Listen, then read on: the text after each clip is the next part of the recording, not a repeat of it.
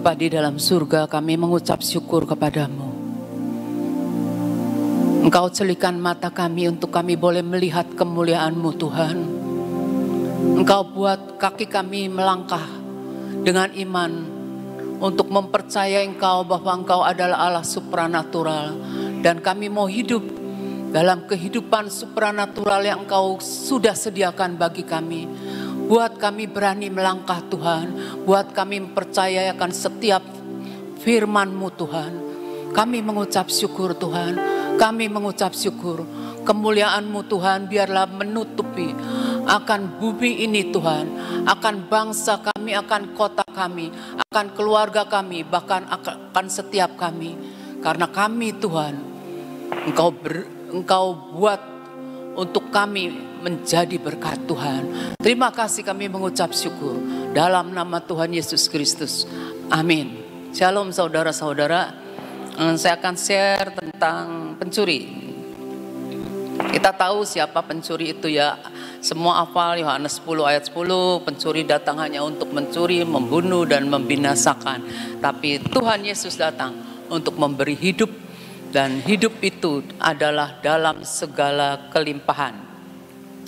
Dalam hidup kita ada hal-hal yang berharga yang mana Tuhan berikan kepada kita. Dan Tuhan berikan pada kita dan iblis sangat ingin mengincar dan membuat kita tidak bisa memiliki akan hal-hal yang berharga itu. Kita tahu kalau pencuri datang itu secara mengendap-endap gitu ya, mengendap-endap dengan diam-diam dia sudah mengincar kita. Nah, kalau pencuri itu masuk, dia pengen masuk supaya tidak diketahui oleh penghuni rumah atau penghuni apalah, pokoknya entah bank, entah apa, supermarket, entah apa. Nah, pencuri itu biasanya banyaknya menggunakan kunci palsu. Terus pencuri itu akan memotong kabel CCTV atau alarmnya gitu tuh, atau apalah, pokoknya memutuskan kabelnya. Nanti setelah itu pencuri itu masuk dan akan membongkar akan berangkasnya. Berangkas itu tempat barang-barang berharga disimpan, dikunci gitu ya. Nah, kita tahu bahwa paling pinter itu, kita katakan bukan paling pinter, paling licik ya. Iblis itu paling licik, paling ahli memalsukan akan segala sesuatu. Dipalsukan, bahkan mirip sekali dengan yang asli. Ya. Kita ini harus tahu dalam segala sesuatu, tahu yang aslinya nih. Ini yang asli, bukan yang palsu. Harus tahu. Jangan sekedar terpesona oleh yang kelihatannya bagus. Kalau kita lihat bunga-bunga itu ya kelihatannya bagus, tapi ketika didekati ternyata tidak wangi, tidak mengeluarkan harum, itu palsu, plastik. Nah, kita jangan lihat sekedar indah menurut pandangan kita, bagus menurut pikiran kita, tapi kita harus tahu mana yang asli, mana yang palsu. Nah, kita sebagai gereja Tuhan, kita punya kunci atas segala sesuatu. Punya kunci, kita dikasih oleh Tuhan kuasa sebagai anak-anak Allah, dan kita diberi sama Tuhan, nih yang kamu miliki. Firman Tuhan mendatangkan rema. Iman adalah dasar dari segala sesuatu yang tidak kita lihat. Apa yang tidak kita lihat? Yang dari Tuhan, yang ilahi itu belum kita lihat, tapi kita tahu ada gitu ya. Nah, iman dasar dari segala sesuatu yang tidak kita lihat, dan bukti dari iman adalah dasar dari segala sesuatu yang kita harapkan. Kita kepengen apa? Kita pengen kesembuhan, kita pengen kedamaian, kita pengen sesuatu yang sangat-sangat kita butuhkan. Ya, kita harus punya kuncinya tuh firman. Nah, itu kita harus punya iman akan firman. Sedangkan firman itu cuma harus dijawab ya dan amin. Tidak dipikir-pikir, pokoknya ya dan amin dulu ya. Tapi jangan sampai segala sesuatu diamin. Amin, enggak gitu ya. Dengan iman, dengan hati percaya kita mengatakan ya. Dengan hati percaya kita ngomong amin ya. Nah, terus iman itu timbul dari pendengaran akan firman Kristus. Iman adalah dasar dari segala sesuatu yang kita harapkan dan bukti dari segala sesuatu yang tidak kita lihat. Nanti terbukti kalau kita berpegang pada firman Tuhan. Itu adalah pengajaran yang benar. Iblis mengiming-imingkan, ya, mengajarkan kita nih untuk kita gagal menikmati apa yang Tuhan sudah sediakan bagi kita. Misalnya, banyak orang tidak berani menggunakan bahasa roh, banyak, ya. Nah, dan dianggap bahwa nanti itu setan, bahasanya bahasa setan. Padahal kita tahu tertulis di dalam firman, tertulis di dalam Alkitab. Saudara-saudara, masa-masa ini saudara-saudara harus mengejar untuk bisa berbahasa roh, bahasa yang Tuhan berikan pada kita. Begini saudara, suatu saat suatu saat belum lama ini saya mengalami sesuatu yang cukup menghantam saya. Saya kan ada di Cirebon, seseorang ada di Jakarta. Nah, dia bilang gini, jam 3 harus menghadap A. Sedangkan Jakarta kan tahu sendiri, hari kemarin hari sibuk. Jam 3 harus menghadap, sedang jarak cukup jauh. Orangnya harus bertemu jam 3, ya sudah siap semua, siap. Surat-surat disiapinnya. Tiba-tiba masuk lagi WA lagi. Tolong tepat jam 1, dimajuin jam 1 saudara. Saya lagi di dapur. Saya terus ngecek gitu ya, mantau terus. Terus sebentar lagi WA lagi. Tolong jam 12 on time. Dalam hati saya, itu masih tahunya jam 11 kurang sedikit. Bayangan saya, Jakarta golongan Jakarta Barat kali ya, Jakarta Barat itunya di Jakarta Pusat apa nggak tahu lah, pokoknya ujung sama ujung, tegang banget. Ini supir. Saya nggak bisa, saya cuma ingat saya harus angkat tabut saudara, saya harus memuji Tuhan. Saya di dapur saya memuji Tuhan, saya ngomong haleluya bagi anak Allah. Nggak ada orang soalnya di rumah saja. Saya memuji Tuhan dengan bebas. Terus ntar kemudian saya lihat aduh sebentar lagi Tuhan, malaikat diaktifkan. Nah, perlunya kita tahu banyak hal. Kenapa? Supaya kita bisa mengaktifkan apa yang kita tahu. Jangan sekedar cuma pengetahuan, nggak ada gunanya saudara. Belajar praktek. Saya aktifkan malaikat. Saya doakan drivernya, doain ya. Terus sampai jam berapa ya? Jam 12 kurang sedikit sudah ada di mobil, plong aja ada. Nah, sudah di mobil. Tolong doakan supaya nggak macet di jalan. Aduh, dalam hati saya mabok, dalam hati saya Tuhan tolong, saya juga nggak tahu lah, saya nggak mikir jaraknya dari sini ke sana berapa nggak tahu. Kemudian WA lagi, kasih tahu sudah masuk pintu gerbang. Udahlah saya nyanyi aja, masuk gerbangnya dengan puji-pujian. Ku masuki gerbangnya dengan hati bersyukur. Halamannya dengan pujian, sudah baru plong. Aduh Tuhan, dalam hati saya terima kasih Tuhan, terima kasih. Ikut tegang, benar saudara, ikut tegang saya. Nah, kita kan percaya Tuhan itu dulu, sekarang, dan selamanya tetap sama.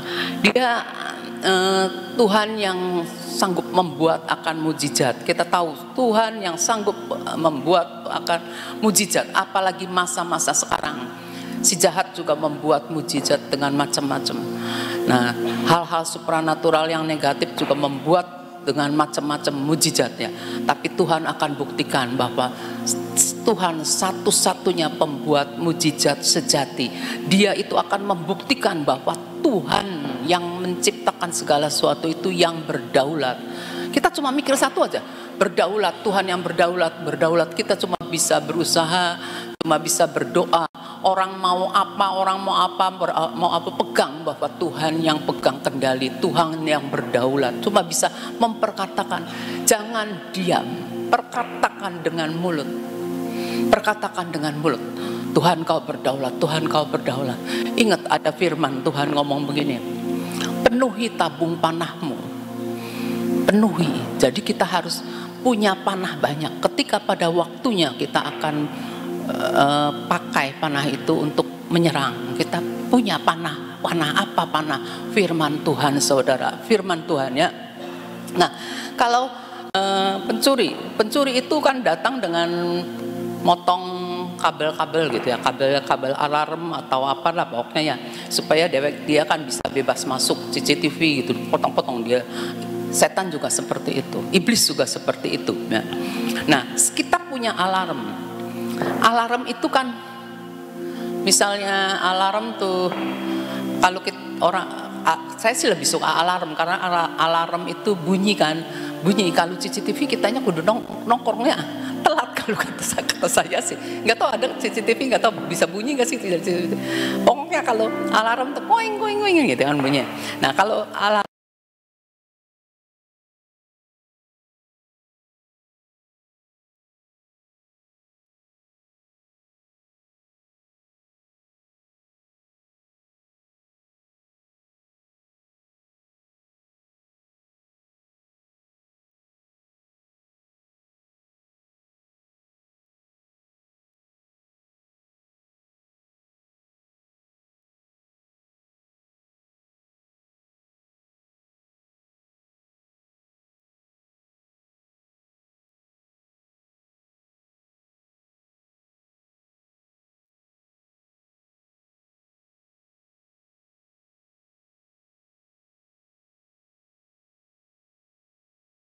tidak ingin Allah hidup dalam umatnya, nggak mau, tidak mau kalau Allah itu dalam hidup umatnya ini hadir. Jadi biar umatnya itu disibukkan dengan berbagai macam kegiatan atau apa sehingga hanya itu nggak berasa, hanya akhirnya segala macam. Kemarin saya lihat di koran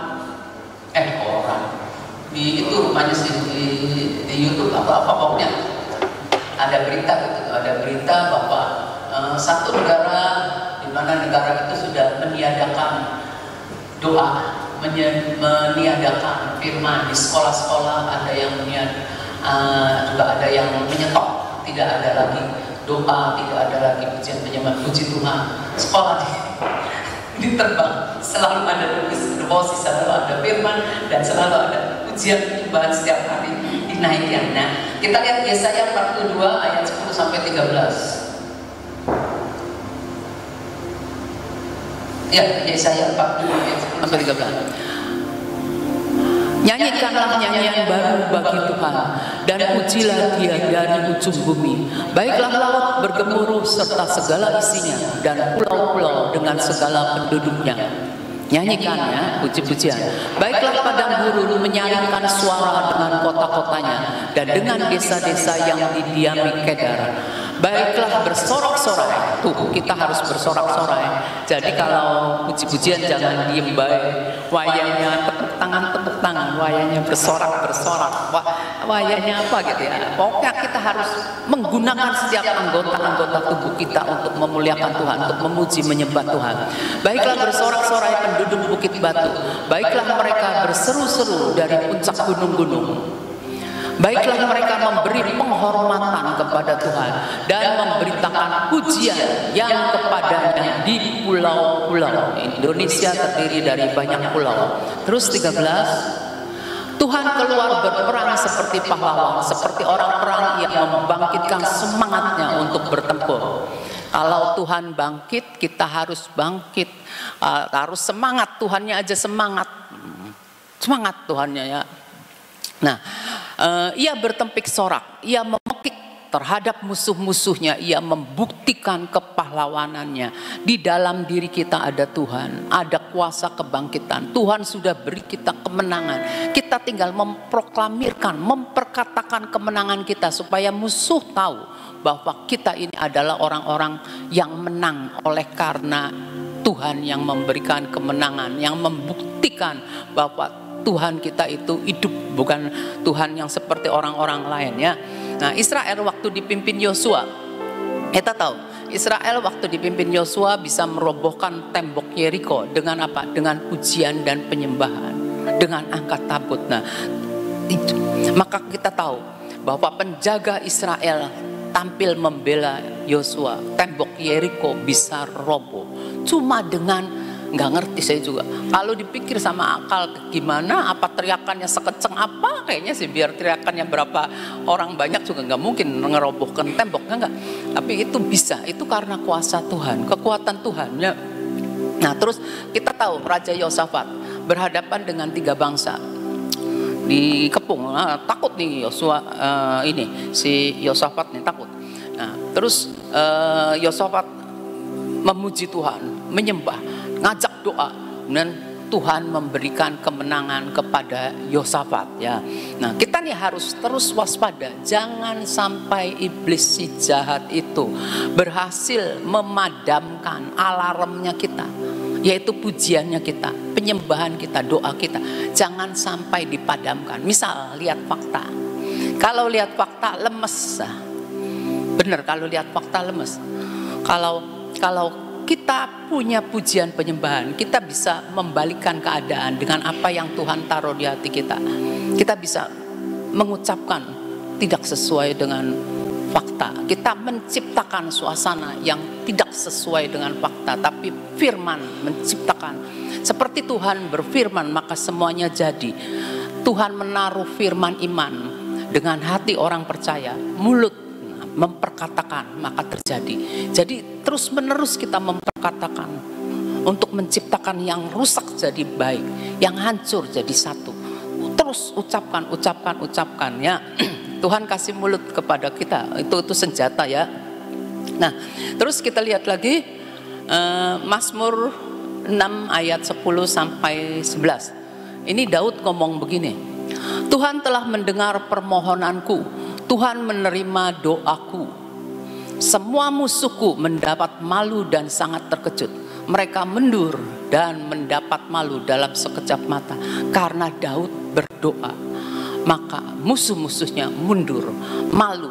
Kita akan buat setiap musuh-musuh yang tidak menyukai kita mundur, mendapat malu, keluar dari pintu gerbang kota kita ya. Nah, kan kita ada lagu nih, ada lagu. Saya juga ingat lagu, pas ingat lagu saya nulis ya. Tuhan berkuasa ya. Bumi bersuka, umatnya bersorak. Nah, umatnya bersorak, kitanya jangan umatnya bersorak. Enggak, kitanya umatnya bersorak gitu. Bersorak tuh harus keluar dari perut kita nih, harus dikeluarkan ya. Api menyala di depannya membakar semua musuhnya tuh, membakar semua musuhnya. Bukit-bukit pun runtuh dalam hadirat Tuhan. Bukit-bukit yang menghalangi kita berjalan harus runtuh dalam hadirat Tuhan. Dengan kekuatan apa? Dengan kekuatan pujian, penyembahan dan doa.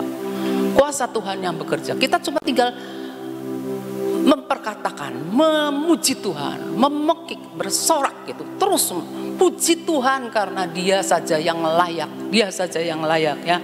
Nah, sekarang kalau kita tentang pencuri itu membongkar brankas ya, lemari besi. Nah, kita tahu hal-hal yang berharga itu disimpan di brankas, di lemari besi ya.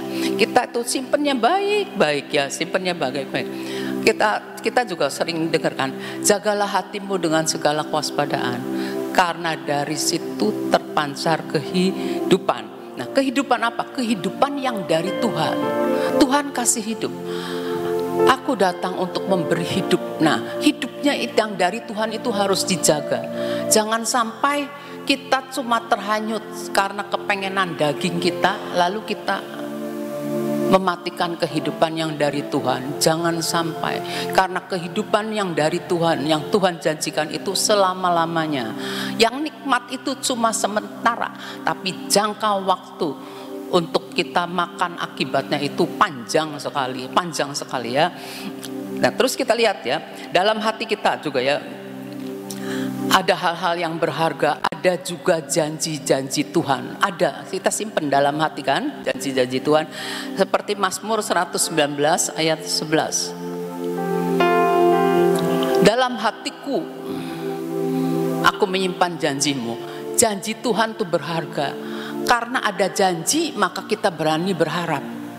Bayangkan orang yang tidak punya janji Tuhan, gimana mau mengharapkan? Nggak bisa. Kalau kita punya janji, oh Tuhan Kau berjanji, kita pegang janji Tuhan, berharap lagi ya. Dalam hatiku aku menyimpan janjimu, supaya aku jangan berdosa terhadap Engkau. Kalau kita tidak menyimpan janji Tuhan, mungkin kita karep dewek, maka kita menyeleweng dari apa yang Tuhan mau ya. Jadi kita harus benar-benar tahu taktiknya si iblis itu begini. Iblis itu ingin memporak-porandakan perasaan kita, emosi kita. Dia bangkitkan emosi. Walaupun kita anak Tuhan, saudara, kadang-kadang ketika kita emosi itu yang keluarnya itu yang dikatakan oleh firman dalam masa kebodohan. Orang kalau lagi bodoh tuh ngumbar segala macam. Wah, pokoknya diumbar. Yang menyakitkan, bukan yang mendatangkan hidup, yang mematikan, yang membuat orang kecewa, yang membuat orang sakit hati, yang membuat orang kesel gitu ya. Wah, diumbar, itu emosi. Iblis senang memporak-porandakan, dibuat memporak-porandakannya. Nah, terus kita juga sering kali begini, khawatir. Ya, aku khawatir, bimbang, takut, cemas. Nah, terus itu semua mencuri firman karena khawatir, karena takut meragukan firman, meragukan Tuhan. Nah, dicurilah firmannya, boro-boro. Ingat, dicuri, ngeblank, kita ngeblank. Kalau dalam peperangan gitu ya, saya sering pakai istilahnya tenung, kena roh tenung, jadi blank. Blank. Nah, seperti itu ya. Nah, kita lihat Amsal 17 ayat 22. Amsal 17 ayat 22. Hati yang gembira adalah obat yang manjur. Nah, Tuhan kasih kita hati yang gembira. Tuhan kasih kita obat yang manjur, yaitu bersukacita senantiasa dalam Tuhan, bukan bersukacita karena apa gitu tuh, bukannya, tapi karena Tuhan yang buat, ya. Hati yang gembira adalah obat yang manjur, tapi semangat yang patah mengeringkan tulang ya. Jadi ada obat yang manjur, apa? Sukacita, ada kasih ya di dalam hati kita, ada damai sejahtera. Nah, kalau iblis enggak. Iblis cuma memporak-porandakan dengan apa?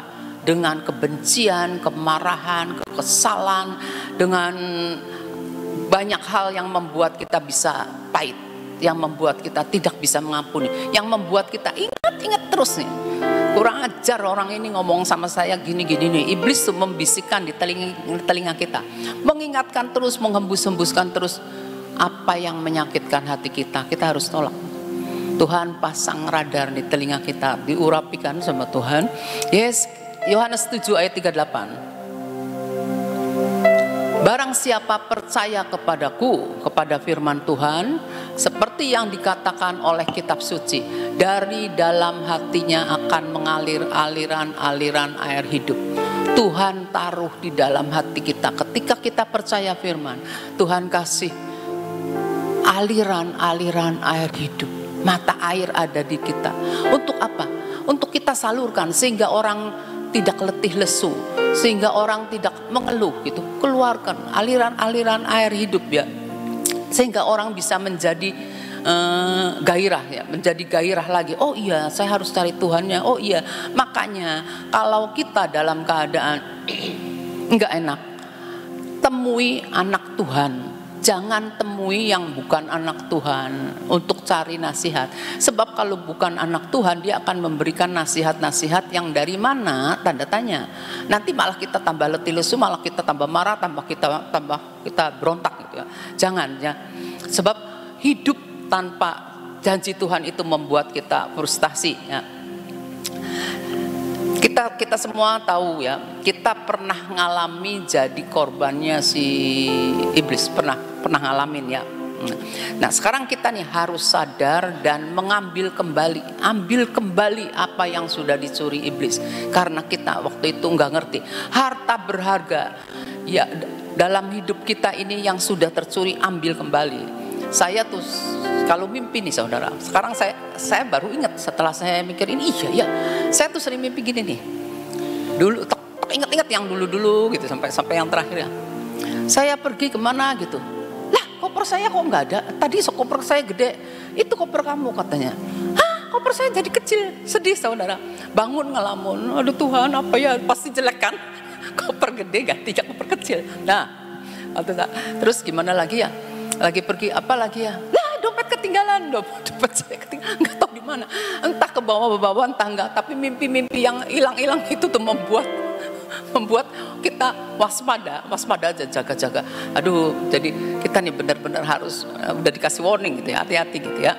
Nah, kita itu pertama kita nih harus berdamai dengan Allah, jangan ngeberontak.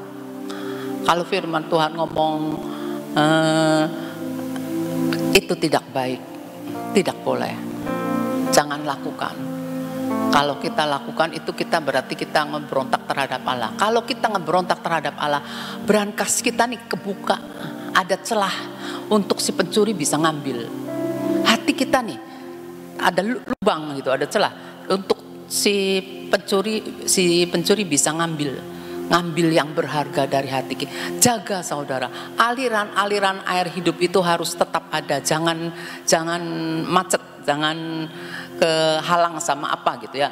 Nah jadi kita harus berdamai dengan Allah dan kita harus senantiasa berkata, Tuhan biar kehendak-Mu jadi kehendak-Ku, seperti Yesus berdoa. Biar rencanamu, walaupun buatku mungkin rencananya membuat aku babak belur, tapi Tuhan rencanamu itu pasti yang terbaik. Lalu saya selalu pikir, udahlah Tuhan ikut berperan serta dalam perjalanan kita. Nggak mungkin orang jalan nih lurus saja, nggak mungkin. Pasti ada jatuhnya, ada terpelecok lah, ada yang jalan yang kalau teman kita katakan liwat gorong-gorong katanya, gorong-gorong. Liwat gorong-gorong katanya, gorong-gorong tuh sempit kan. Gorong-gorong tuh kayak si itu tuh apa sih? Yang got yang wadah gede tuh apa sih namanya itu? Ya kayak gitulah ya. Nah, terakhir Filipi 4 ayat 7. Yo, damai sejahtera Allah yang melampaui segala akal. Jadi kita harus punya damai sejahtera. Ya, damai sejahteranya Allah. Kalau damai sejahteranya Allah itu tidak bisa dibeli apapun saudara. Maka berdamailah dengan yang punya sejahtera, yang punya damai. Jehovah Shalom. Berdamainya sama Yesus. Berdamainya dengan Yesus. Ya. Damai sejahtera Allah yang melampaui segala akal akan memelihara hati kita. Ini berangkasnya kita ya, hati ya. Memelihara hati dan pikiranmu dalam Kristus Yesus. Amin. Itu aja yang saya sharekan. Tuhan memberkati. Saudara hari ini bicara tentang pencuri. Saya mau tanya, saudara pernah ketemu sama pencuri enggak? Coba, selama hidup saya pernah nggak kita ketemu sama pencuri? Saya terus terang belum pernah ketemu sama pencuri loh saudara. Ya. Tapi pada suatu saat saya tuh punya pikiran pada waktu saya kecil. Ya. Pencuri itu punya apa ya? Orangnya mukanya jahat gitu. Pikiran saya punya bayangan pencuri itu mungkin gondrong, mungkin kumisan apa gitu dalam pikiran saya. Nah, suatu saat saudara. Waktu saya masih kecil kira-kira SD lah ya. Papa saya itu kalau malam selalu ronda, ya, ronda ke gudang. Jadi rumah kami ini belakangnya itu gudang. Gudang itu terdiri dari mebel-mebel yang banyak sekali, ya, dan tidak ada lampunya. Nah, papa saya itu selalu kalau sekitar jam 12 gitu keliling ronda, apa ada maling atau apa gitu, dengan pakai senter aja. Nah, suatu saat malam-malam kira-kira antara jam 12 ribut ini di ruang tamu ini ribut. Jadi saya waktu bangun, kok ada ribut-ribut ya di depan gitu. Nah, saat saya buka pintunya, saya lihat kok papa saya megang satu orang laki-laki gitu. Mama saya sudah di situ gitu. Saya bilang, papi ini siapa? Maling, kata papi. Ternyata saudara, semua gambaran dalam diri saya, kalau maling itu mukanya garang, berkumis dan gondrong gitu. Enggak, ternyata seperti tukang biasa, seperti orang yang ya kelihatannya kemungkinan dia sedang ketakutan karena dipegang sama papa saya itu. Akhirnya dikasih minum sama mama saya, dikasih nasihat, kamu jangan nyuri lagi di tempat kita, pasti kamu akan ketemu. Jadi sekarang dilepasin lagi. Jadi dia ditanya, kamu keluar dari mana? Kamu datang dari mana? Dia ngomong, saya datang dari sini. Oh, sudah balik, nggak diapa-apain gitu. Setelah dia pergi, saya ngomong sama papi nangkep malingnya di mana? Di gudang gitu. Papi kok nggak takut sih? Lah ya wong maling tuh manusia, kok takut, kata papi. Malingnya sama papi, gede papi, gak bakalan papi kalah gitu. Oh, wis tidur ini gitu. Nah, saya masuk tidur, gak bisa tidur saudara saya. Ya, saya bilang, oh, maling itu kadang-kadang kita tidak nyangka seperti itu. Saudara tahu nggak? Yang namanya pencuri yang tadi diceritain. Jangan punya pikiran iblis itu jahat, betul. Iblis itu punya taring, punya tanduk, ini itu. Memang ada iblis yang begitu. Tapi kita tahu bahwa dikatakan iblis itu licik. Ya, jadi kalau licik itu dia bisa menyamar dalam bentuk apapun. Saat Hawa itu mau dijatuhkan sama iblis, iblisnya enggak seperti malaikat jahat, enggak, kayak ular yang imut-imut ya. Sampai Hawa itu merasakan, oh ini kok ada ular bisa ngomong, kok bisa tak ajak bercakap-cakap. Nah saudara, begitu juga, begitu terjadi percakapan, di situ dia memasuki lebih lagi dalam hidup saudara. Ya, jadi sekali lagi, iblis tidak selalu kelihatan jahat, ya, tapi iblis itu licik.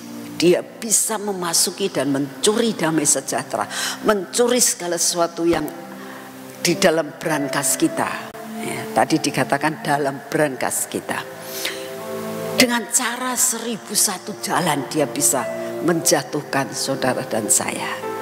Jadi tadi sudah dikatakan perkatakan, ya, deklarasikan, tolak semuanya itu dengan firman Tuhan, maka dia akan lari daripada saudara dan saya. Hanya itu, senjatanya hanya itu. Dan saudara harus tahu, yang ada di dalam kita lebih kuat daripada apa yang ada di luar. Amin. Yuk kita berdoa. Bapak, terima kasih buat firman-Mu, terima kasih buat penyembahan pujian selama 1 jam. Kami tahu Tuhan, saat penyembahan pujian kami merasakan ada pemulihan, ada kesembuhan. Karena yang menyembuhkan adalah Jehovah Rafa, Jehovah Jireh, Adonai, dan juga Jehovah Syamah. Kami mengucap syukur Tuhan, Engkau manifestasikan hidup-Mu dalam tempat ini, memasuki hidup kami, mengubahkan dan memberikan kekuatan dalam hidup kami. Terima kasih untuk hari ini. Terima kasih untuk kasih setiamu. Terima kasih untuk semuanya. Bapa, saat ini berikan kami waspada dalam menghadapi kehidupan ini. Karena kelicikan demi kelicikan seolah-olah baik, tapi belum tentu itu baik. Buat kami waspada, buat kami Tuhan meneliti dengan cermat, mempunyai mata Raja Wali untuk mengerti mana yang berasal daripadamu dan mana yang tidak. Terima kasih untuk kasih setiamu Bapa. Pagi ini kami tetap berdoa untuk bangsa dan negara kami Tuhan. Kami mengasihi bangsa ini. Oleh karena itu kami berdoa untuk Bapak Presiden kami, untuk semua staf yang membantu daripada semua. Kami minta Tuhan berikan hikmat marifat untuk dapat mengentaskan bangsa ini, terutama menyelesaikan IKN Tuhan, dan juga semua rencana-rencana infrastruktur dan semua tambang-tambang yang sedang direncanakan.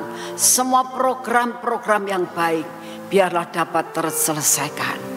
Terima kasih untuk kasih setiamu. Kami juga berdoa pada saat ini Tuhan, untuk keadaan cuaca yang tidak menentu. Kami mohon Engkau yang akan memegang kendali atas keadaan-keadaan ini.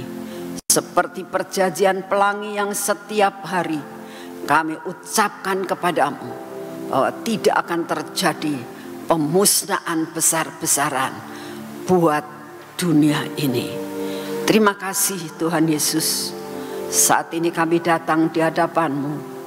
Kami tetap mau berdoa buat saudara-saudara kami, saudara sepupu kami yang saat ini sedang melakukan ibadah puasa. Kami berdoa Tuhan, biar pada masa-masa yang seperti ini Engkau datang Tuhan. Nyatakan dirimu, Engkau adalah kebenaran, Engkau adalah hidup, Engkau adalah jalan. Kami percaya Tuhan, orang-orang pilihan-Mu akan Engkau bawa sampai semua rencana-Mu tidak ada yang gagal. Terima kasih untuk kasih setiamu.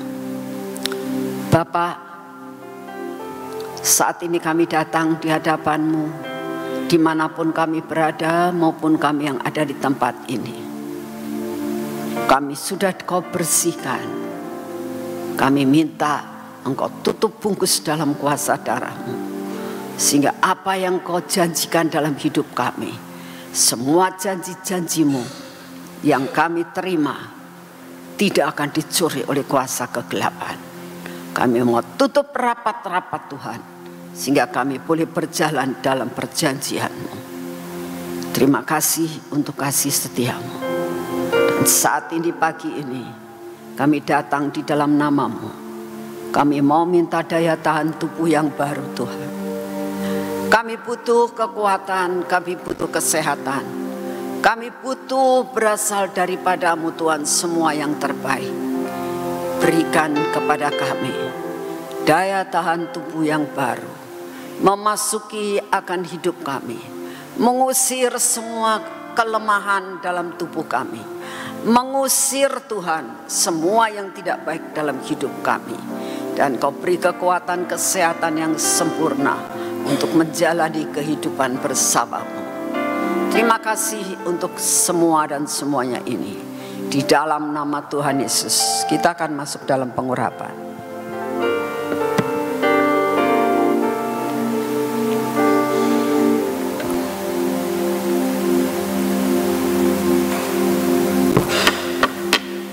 Dalam nama Tuhan Yesus, kami tahu Tuhan, pengurapan akan membuat kami ada di dalam kontrol daripada-Mu. Kami butuh pengontrolan dan kendali daripada-Mu.